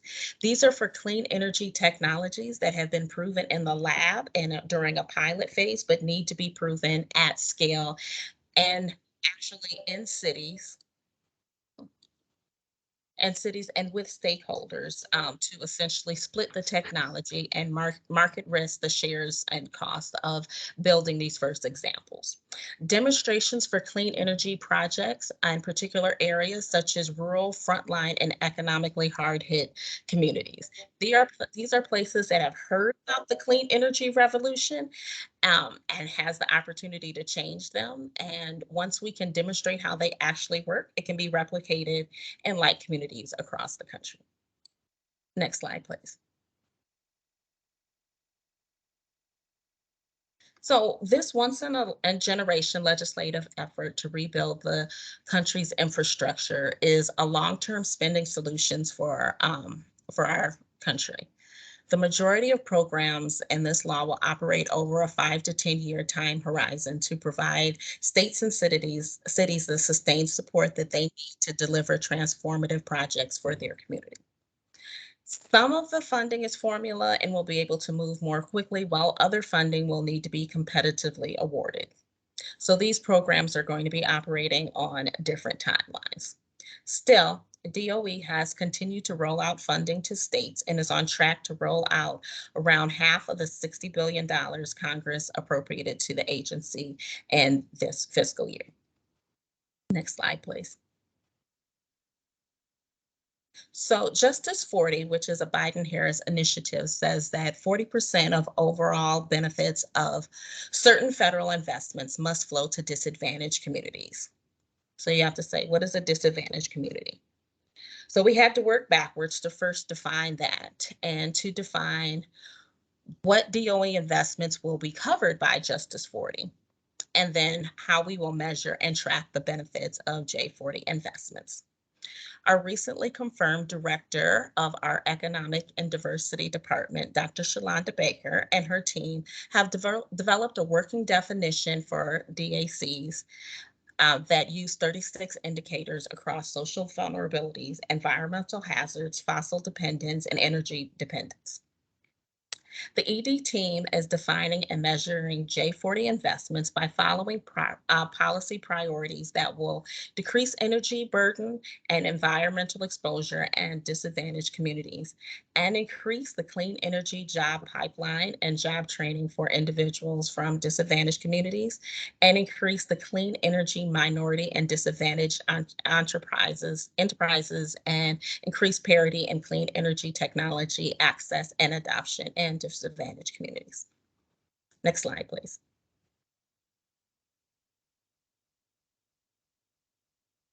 So this just lists out the prior and current support for Michigan, including Michigan receiving $384.7 million in home energy assistance under the American Rescue Plan, hosting state listening sessions, and I won't bore you with just reading the slide, so we can go on to the next slide. So we can, you can find updates for the bill at energy.gov/BIL, and there's a subscription button on there now too, so you can subscribe to make sure that you get the latest updates. Next slide, please. So another place where you might be able to find bill opportunities that go across all of the agency represented under the bill is at the IWG clearinghouse, which is listed on the slide. Next slide, please.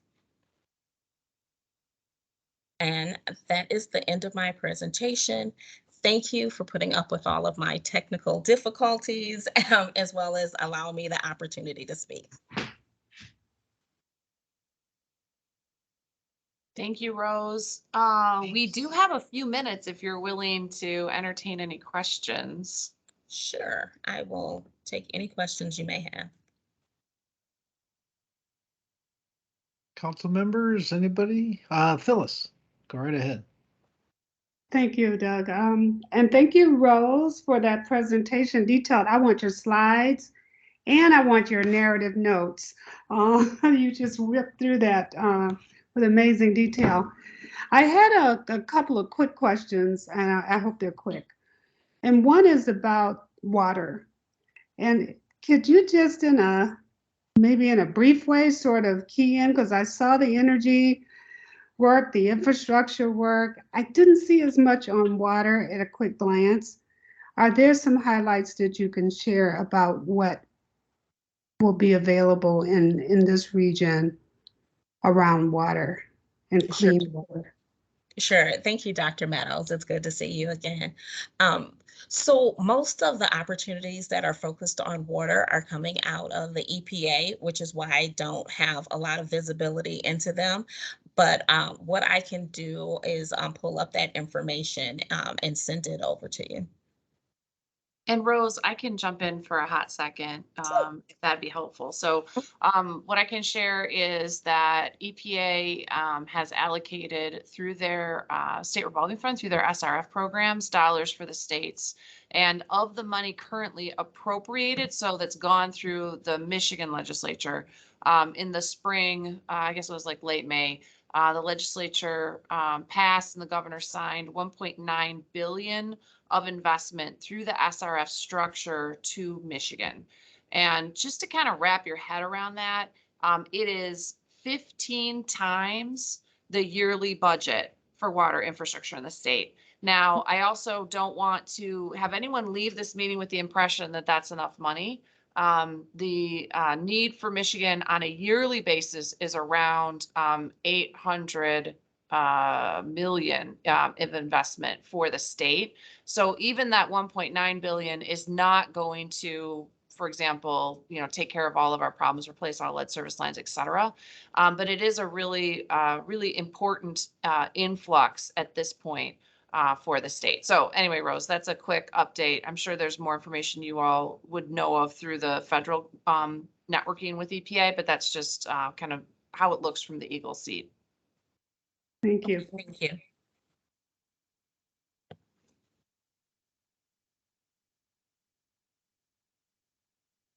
Jim, go ahead.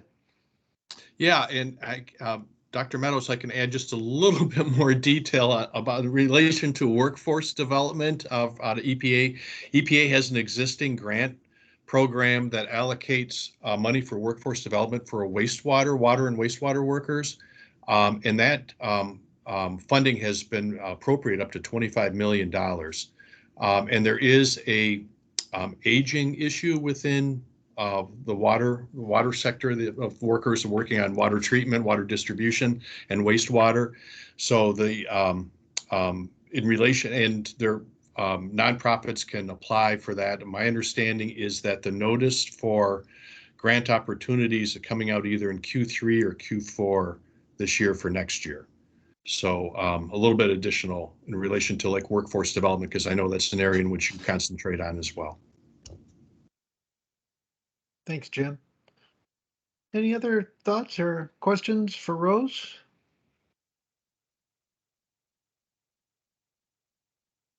Phyllis, go ahead if you have something else, sure. Well, I got Rose. I don't get to see her often, so we'll have to have lunch or something. But I wanted to ask about the housing and weatherization resources, especially for low-income families, which are often renters.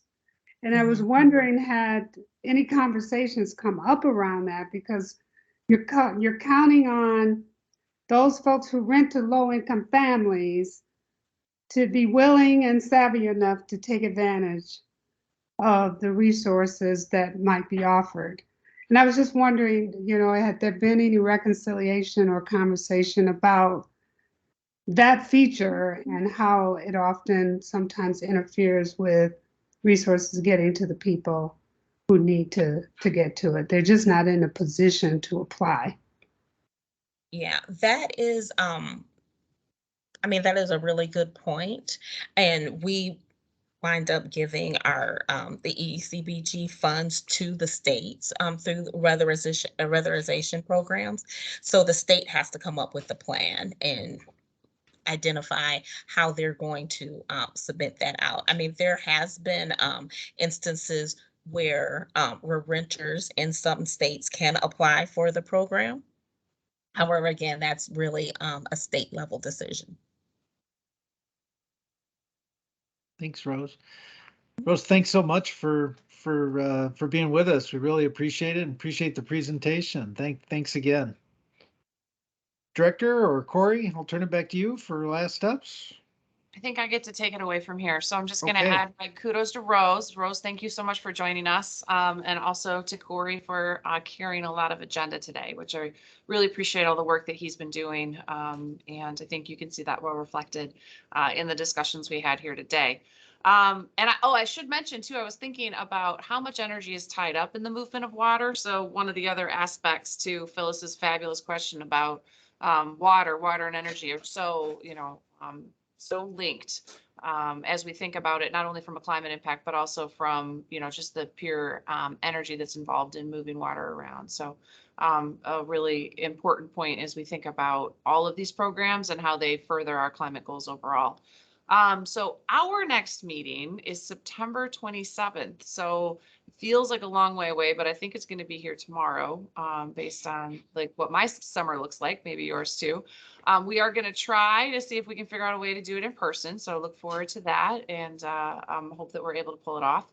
And in the meantime, also wanted to mention that if we have, I know we've got a lot of participants on top of the council, and I'm grateful for those of you who are watching now or watching later on the record. If you have comments, please know that you can always send them to egle-climate-solutions@michigan.org or michigan.gov, excuse me. And then I also wanted to mention that you may have noticed this was quite fun for Corey and I. Our website, the overall Eagle website, as well as the State of Michigan websites, were all going through revisions at the time that the plan got posted.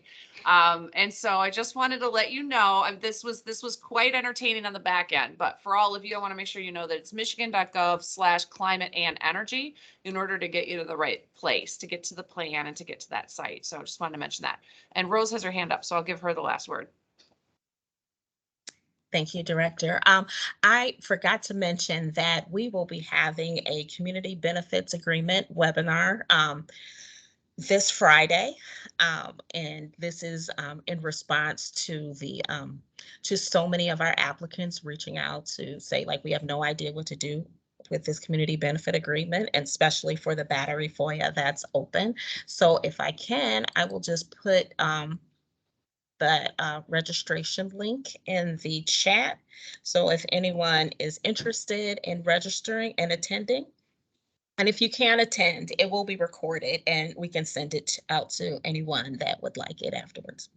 Yeah, thanks for sharing, Rose, and just know that we're happy to be spoke to your hub in terms of information dissemination to the extent that we can too. So, all right, thank you. Great. I think that's all we've got for today. Thanks everybody for joining, and looking forward to hopefully seeing you in person in September. Take care. Bye, everybody. Thanks, everyone. Bye. Bye.